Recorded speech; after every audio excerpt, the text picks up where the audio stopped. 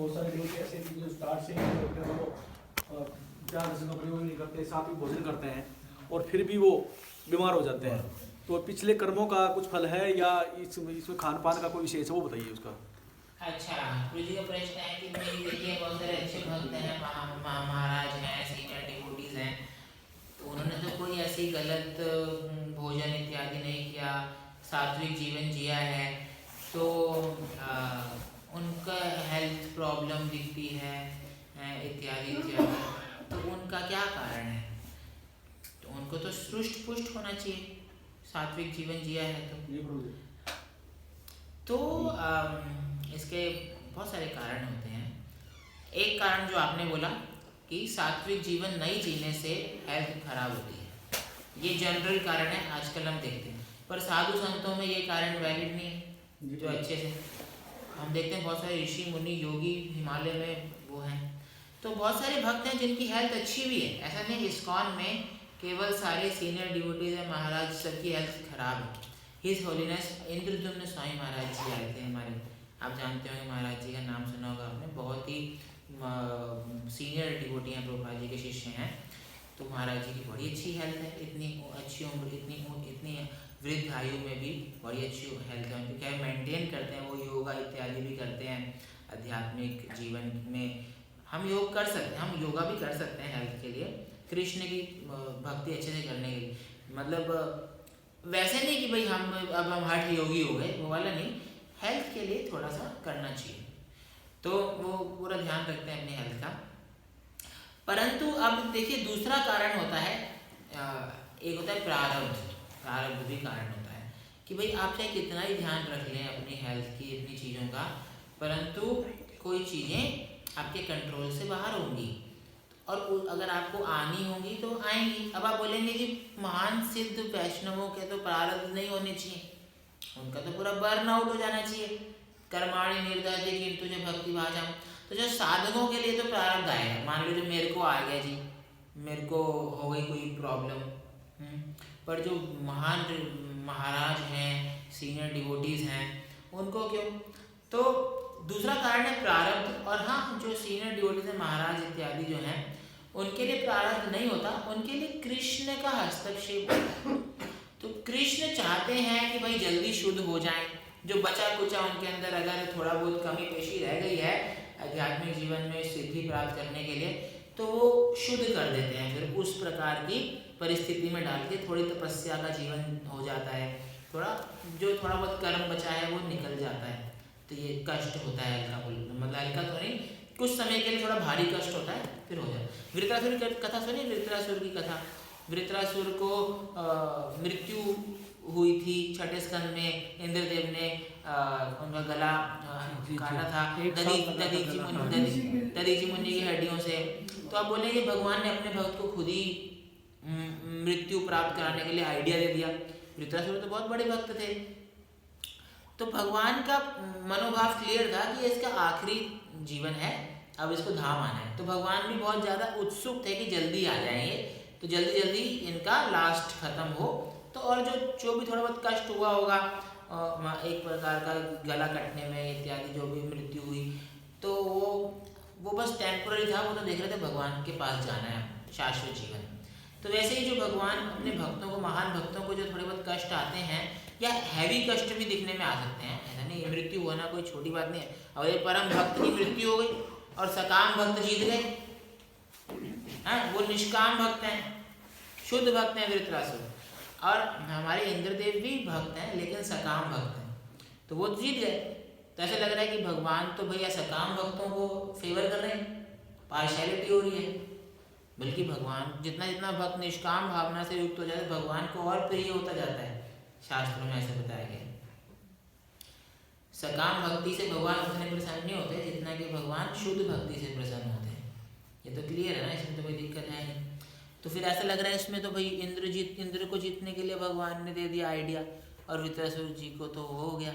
लेकिन भगवान का मनोभाव समझिए, भगवान कहते हैं अभी फ्री करना है, वृत्रासुर को फ्री करना है भौतिक बंधन से।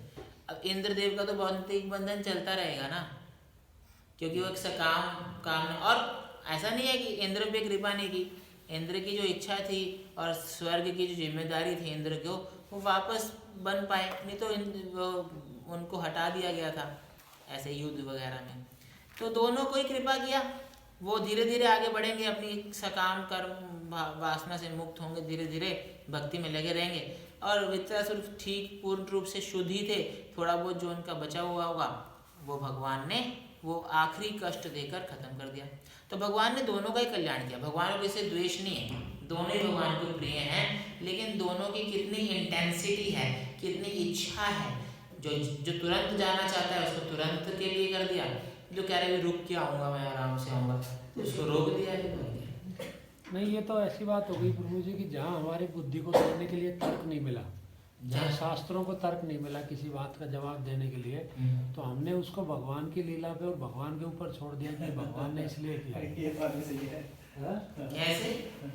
मतलब कि जैसे अभी आपने जिक्र किया कि भाई वो भगवान के अच्छे भक्त थे, वैष्णव भक्त थे और शुद्ध भक्त थे, बट जो उनके साथ हुआ, एक ऋषि को अपना जीवन त्यागना पड़ा वज्र बनाने के लिए, उनका गर्दन करने में 1 साल लगी। अब हमारे पास कोई और तर्क नहीं है देने के लिए, तो हमने इसको भगवान की लीला पे डाल दिया कि ये भगवान ने इसलिए किया।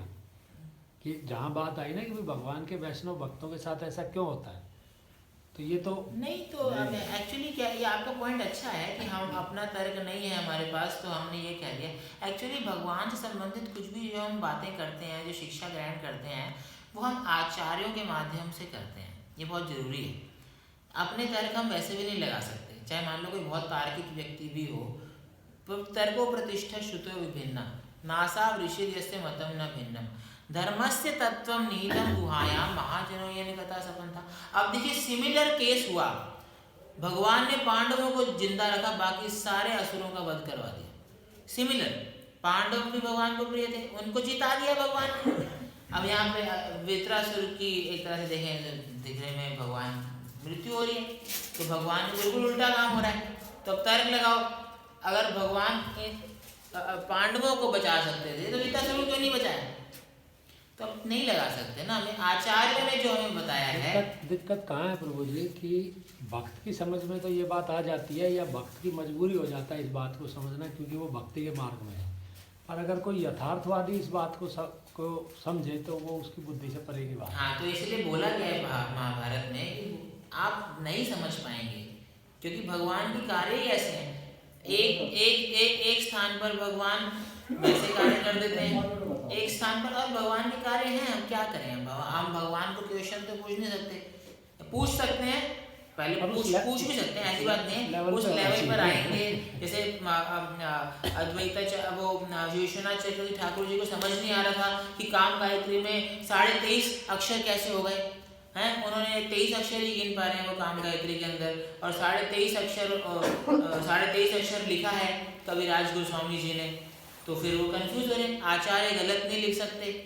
तो वो फास्टिंग कर रहे हैं, उनकी स्थिति इतनी थी कि मैं आचार्य की वाणी के विरोध में नहीं जा सकता, लेकिन मेरी अपनी बुद्धि जो कि अच्छी खासी है, ठीक ठाक है, क्योंकि वो भी ऐसा नहीं है कि मतलब ठीक नहीं है, तो फिर मैं फास्टिंग करूँगा, फास्टिंग टिल मेरे को इसका आंसर मिले।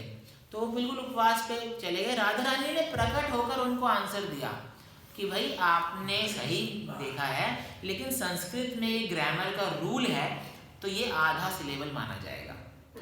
तो उन्होंने भी गलत नहीं लिखा, और आप ये वाला संस्कृत का शास्त्र रेफर कर सकते हैं जहाँ पे दिए। तो अब पूछ सकते हैं भगवान से हम उस लेवल पर आकर, तो वो उस ऐसी बात नहीं है। अब देखिए, और आचार्यों ने जैसे समझाया हमको कि भाई वृत्रासुर के केस में भगवान का मनोभाव ये था कि जल्दी से धाम लेके आए, इनका खत्म करना है भौतिक बंधन।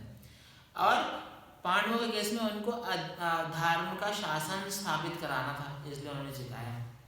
पृथु महाराज जी के केस में बोलेंगे, पृथु महाराज जी को 99 यज्ञ के बाद 100 यज्ञ करने से रोक दिया। इंद्र, गलती तो इंद्र की थी, इंद्र को दंड देना चाहिए था, बोल सकते हैं।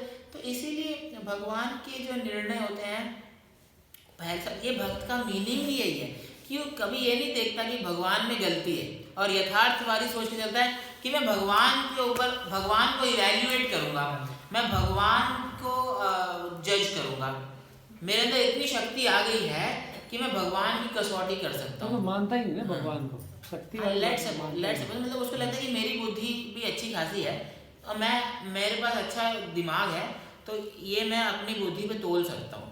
तो ये थोड़ी गड़बड़ है इसमें ना, इस पूरे इधर ही गड़बड़ कर रहा है वो नहीं तोल सकता कि बुद्धि छोटी है तो भगवान बहुत बड़े होते हैं। तो उसको ये अपनी ह्यूमिलिटी तो स्वीकार करनी, और भक्त जो होता है हम्बल होता है, उसको पता है कि भाई अगर मेरे को नहीं भी समझ में आ रहा ना तो भगवान कुछ गलत तो नहीं कर सकते। उसका वो आया, ये विश्वास होता है भक्त को। वो एक कथा में आता है कि नारद जी ने बोला कि भाई भगवान सूर्य हाँ, से आंखें हाँ, निकाल देते, तो वो हाँ, हमारी बुद्धि से तो परे की बात है, बट यथार्थवादी को हम ये जवाब देते हैं तो वो बोलता है बोले तैरने के लिए मैं बेवकूफ बना रहा हूँ। तो देखिए इसीलिए तो बोला गया कि जो व्यक्ति एक प्रकार से इनोसेंट है, इनोसेंट मतलब जो कि आप जो बताएंगे अच्छा बताएंगे, मैं आपके प्रति मेरा आदर है, उसको तो हम बताएं, इसे कहते हैं बाली शेषु। पर जो द्विषत्सु है, द्विषत्सु मतलब जो थोड़ा सा एक प्रकार से बोले एनवियस, द्वेष रख रहा है या बहुत घमंडी है, अरे मैं तुम ज़्यादा जानता हूँ, तो ऐसे लोग हाँ जी आपका ज्ञान परिपूर्ण है, हम तो अभी सीख ही रहे हैं, तो आप अपना से संतुष्ट रहिए। हाँ नमस्ते। आप अपने ज्ञान से संतुष्ट रहिए, और बोले तो फिर मेरा भी सीखो तुम, तो नहीं हम अपने से संतुष्ट हैं जी, ठीक है, जैसे आप अपने से संतुष्ट हैं हम अपने से संतुष्ट हैं। तो वो हमें प्रूव कर देते कि तू गलत है, मैं हाँ भाई तुम हाँ, सही, मैं गलत बात कर रहा हूँ। आप सही हैं, हो सकते हैं आप सही हैं, और आप जैसा बोल रहे हैं वो हम थोड़ा वो स्वीकार कर लेते हैं, परंतु हमें उसमें हमारी कुछ वो है, अपना मंतव्य है, अपना हमारा स्टैंड है, पर अभी हम उसमें क्यों घुसें, आप अपने में रहिए, हम अपने में, ठीक है। ऐसे मुझे हमारे इस जन्म में जिस जन्म को हम जी रहे हैं, इसमें हमारे पिछले जन्म के कर्मों का कितने प्रतिशत है, यानी हम जो आज हैं इसका कितने प्रतिशत हमारे पिछले कर्मों पे डिपेंड करता है, 100%, 50% या नहीं, पिछले कर्म है मल्टीपल क्वेश्चन नहीं, मल्टीपल आज जो है हम आज जिस स्थिति में है उसका कितना मतलब वो प्रभाव पड़ रहा है हमारे पिछले जन्म के कर्मों का, कि आज हम जो है हाँ पूरा प्रभाव पड़ रहा है, पूरा प्रभाव। मेरे दिमाग में एक सवाल बार बार आता है जी, जब हम भगवत धाम से आए तो हम बिल्कुल प्योर थे, फिर ये कर्म और ये गड़बड़ हुई कहाँ? हाँ ये प्रश्न बहुत इंपॉर्टेंट प्रश्न है, और इसको प्रभुपाद जी से पूछा गया। मैं प्रभुपाद जी का जो वर्णन है मैं आपको बता देता हूँ। इस प्रश्न के लिए प्रभुपाद जी हमें ये बताते हैं कि आग लग गई है अभी, तो आप पहले बुझाइए आग को। जब आपको आग बुझ जाएगी, क्योंकि जब आग लगी होती है तो व्यक्ति सबसे पहले अपनी रक्षा करता है ना, आग से दूर जाता है, बुझाता है, फिर बाद में सोचता है कि कैसे लगी, क्या हुआ। हाँ, तो वैसे ही अभी हम पहले सेफ हो जाएं, भगवान की भक्ति में बढ़ जाएं, अपना जन्म मृत्यु से मुक्त हो जाएं, उसके बाद इस प्रश्न का उत्तर मिल जाएगा। एक्चुअली इस प्रश्न पर श्रुति मौन है, ऐसे बोलेंगे, इस प्रश्न पे हमारे शास्त्र मौन है। ये जो प्रश्न है कैसे ब्रह्म जो शुद्ध है, हम ब्रह्म है, जीव ब्रह्म, भगवान जो है परम ब्रह्म है, हम जीव ब्रह्म है, तो ब्रह्म जो शुद्ध है, गुणातीत है, वो कैसे गुणों में आ गया, कैसे माया के अधीन हो गया? ये तो हो ही नहीं सकता। ये बहुत इंपॉर्टेंट ये प्रश्न पूछा जाता है। ये आध्यात्मिक विषय वस्तुओं में इस सर्कल में प्रश्न की चर्चा होती है, लेकिन इसका फिर यही उत्तर है कि इसको हम अभी नहीं प्राप्त कर, इसका उत्तर नहीं अवेलेबल, श्रुति मौन है। फिर इसके बाद क्या आता है प्रभु जी, कि इसके बाद फिर जवाब ये आता है कि अगर पिछला जन्म के ऊपर, हमारे पिछले कर्मों के ऊपर ये जन्म है, तो फिर इस जन्म में हमसे जो भी कर्म होते हैं, कुछ अच्छे होते हैं, कुछ बुरे होते हैं। किसी के साथ मेरा एक्सपीरियंस, मान लीजिए आपके साथ किसी पिछले जन्म में मेरा एक्सपीरियंस अच्छा है, तो इस जन्म में भी अच्छा रहेगा। प्रभु जी के साथ मेरा बुरा है तो वो बुरा रहेगा। तो फिर मैंने यहाँ पाप और पुण्य कब अर्जित किए? इस जन्म में, पिछले की छोड़। हाँ, तो अब ये जो आपका प्रश्न है, इसके बीच में ना एक चीज होती है, इसे कहते हैं हमारी स्वतंत्र विल को क्या बोलेंगे? इच्छा नहीं, स्वेच्छा बोल सकते हैं, मतलब हम स्वतंत्र इच्छा है हमारे पास, इच्छा के ऊपर है। प्रभु जी मान लीजिए हम रोड पे जा रहे हैं, हाँ, एक आदमी ने हमें कट मारा, हम जल्दी में, हमने उसको इग्नोर कर दिया। दूसरी बार हम जा रहे हैं, हम फुर्सत में है, उसने कट मारा, हमने उसको रोड पे पकड़े घट दिया, तो उसमें गड़बड़ कहाँ हुई? उसको हमने बख्शना था पिछले जन्म की वजह से, इसको हमने कूटना था पिछले जन्म की वजह से। नहीं, ऐसा पूरा कंट्रोल नहीं है, हम रोबोट नहीं है, वही तो मैं कह रहा हूँ। आपके पास हमेशा चॉइस रहती है। नहीं, चॉइस तो रही नहीं ना भाई। मान लो मैं बहुत जल्दी में हूँ और मेरे पास इतना टाइम ही नहीं है कि मैं उसके साथ झगड़ा करूँ, तो मैंने उसको इग्नोर किया और मैं चला गया। हाँ, तो ठीक है, भले ही उसने मेरा नुकसान किया, मेरी गाड़ी को ठोका। सिचुएशन वैसी है। और- अभी हम ये सिचुएशन लेके चलते हैं कि आपके पास टाइम है। टाइम है तो मैंने उसको गढ़ दिया। हाँ, तब भी आपके पास चॉइस है कि आपको धरना है कि आपको हो इग्नोर सकता है वो मुझे उस टाइम मिलता जिस टाइम मेरे पास टाइम नहीं था, तो मैंने उसको इग्नोर कर देना था। टाइम वाले को आप हटाइए ना, वो सिचुएशन आप है। जल्दी में और आपको ज्यादा नुकसान कर दिया। आपको इस लायक ही नहीं छोड़ा उसने। मैं वही तो कह रहा हूँ कि पिछले जन्मों के ऊपर अगर डिपेंड करता तो मेरे एक्सपीरियंस डिपेंड करता है। आपके साथ मेरे अगर अच्छे एक्सपीरियंस है तो आपके साथ मेरा अच्छी टूनिंग रहेगी, आपके साथ मेरे बुरे एक्सपीरियंस है। एक्चुअली जी हमारा ना हर कार्य करने से पहले हमारे पास एक रिस्पॉन्स की शक्ति होती है, और वो उतनी जागृत होती है जितना हमारे अंदर सत्वगुण की विकसित होती है। सत्वगुण विकास में है तो हम रिस्पॉन्ड कर पाएंगे। जैसे मान लीजिए आपके पास, अभी मैं वो मान के चल रहा हूँ वो वाला केस कि आपके पास टाइम है उसको जवाब देने का, पर फिर भी आप चूज कर सकते हो। भक्ति में आने के बाद तो हमने इग्नोर ही करना है कि भाई भक्ति कोई में बात नहीं, नहीं। आप बट उससे नॉर्मल में भी कर सकते हो। उससे पहले तो हम ये देखते हैं ना कि इसने हमारी लाइट हाँ, तोड़ी है तो हम इसका हाँ, शीशा तोड़े। हाँ, हर कोई नहीं ऐसा सोचता। और वो हमने भी पहले वाले के बारे में नहीं हाँ, सोचा ना हमने, क्योंकि हमारे पास फुर्सत ही नहीं थी ये सोचने की। पहले नहीं, मैं तो ये मान के चल रहा हूँ कि यही वाला केस है, पहले वाला केस ही नहीं है, यही वाला केस केस तो मेरे सब दिमाग में दोनों चीजें हैं ना। तो पहले वाले केस में तो आपके पास अपॉर्चुनिटी ही नहीं है रिस्पॉन्ड करने की। इसी की रिस्पॉन्ड करने की अपॉर्चुनिटी होगी तभी तो आप रिस्पॉन्ड करेंगे। You should have time to respond ना। तो उसमें रिस्पॉन्ड में आपकी चॉइस है। अब आपकी चॉइस है कि आपको उसको धरना है तो आप कर्म क्रिएट कर देंगे वहाँ पे। और मेरे पास टाइम भी है। हाँ। और अगली गाड़ी से उतरे 4 मेरे से भी जबरदस्त, तो अरे फिर मैं उल्टा बैठ गया। फिर वो तो ये तो कहते हैं कर्म का गहन मिक्स, उसमें आप फंसते वही क्या है। लेकिन पॉइंट ये है, हाँ आपका पॉइंट सही है कि कर्मों को जो है वैसे हम रोबोट की तरह कंट्रोल होते जाते हैं। वही लेकिन अब इसका वे आउट क्या है? भगवद गीता के 5 विषय हैं। जीव, प्रकृति, जीव, ईश्वर, प्रकृति, काल, कर्म। 4 शाश्वत हैं। कर्म जो है उसको बदला जा सकता है, परंतु बदलते कैसे हैं? ऐसे नहीं बदल, इतना आसान नहीं है। अगर आपने गलत काम किया है तो उसका पाप पीछा करेगा। उसका मतलब कितने जन्म आप ले लो, उसके पाप से आप बच नहीं सकते, आपको वो भोगना ही पड़ेगा उसका फल। ये शास्त्र का ही वाक्य है कि वो फल से ऐसे निराकरण नहीं होता, भक्ति से होगा। कर्माणि निर्दहते किंतु च भक्ति भाजम। अब आप बोलेंगे प्रभु जी तो ये तो भक्ति तो अब फिर ये भक्ति अगर हमारे पास वो चेतना ही नहीं है तो हम भक्ति ग्रहण कैसे करेंगे? क्योंकि कर्मों के अंदर घुस गया है मामला। भक्ति ग्रहण करने के लिए भी एक सत्वगुण की चेतना होनी चाहिए, है ना। जना नाम सुकृति नो अर्जुना आर्तो। वैसे भक्ति ग्रहण करने के लिए कोई गुण की चेतना नहीं चाहिए, लेकिन फिर भी बोला कि सुकृतिवान व्यक्ति के लिए ज़्यादा थोड़ा सा पॉसिबिलिटी बढ़ जाती है। भक्ति कोई रजोगुणी, तमोगुणी, सतोगुणी किसी को भी मिल सकती है। भक्ति देवी स्वतंत्र हैं और इसीलिए भगवान ने भक्ति देवी स्वतंत्र कर रखी हैं और भक्ति देवी स्वतंत्र रूप से विचरण करती हैं। और इसीलिए साधु मुनि जन जो होते हैं सुकृतियाँ बांटते हैं।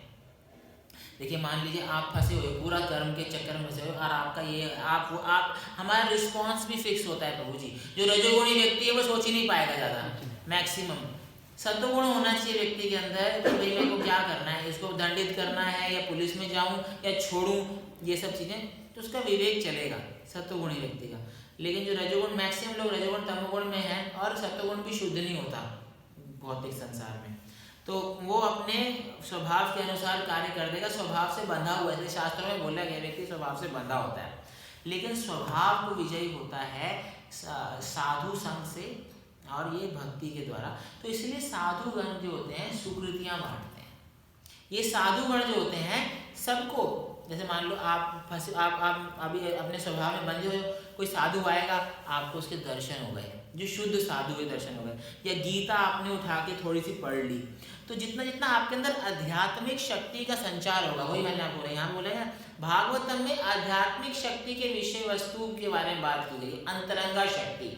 बहिरंगा शक्ति में तो हम मोर और लेस रोबोट की तरह ही कंट्रोल्ड है, इसीलिए जो व्यक्ति भक्ति में नहीं है ना, वो पूरा कंट्रोल्ड ही है, उसका सब प्रोडिक्टेड है। 7 चीज़ें जन्म लेते ही फिक्स हो जाती हैं, 7-8 चीज़ें, मुझे नहीं पता कौन कौन सी हैं, पर जब मृत्यु फिक्स हो गई, आपका कितना सुख है कितना दुख है ये फिक्स हो गया, काफ़ी चीज़ें फिक्स हो जाती हैं। अब बोले फिक्स ही है तो फिर मैं जी क्यों रहा हूँ, मतलब मेरी वो क्या है, चॉइस क्या है, मैं जीवित व्यक्ति हूँ कि मशीन हूँ।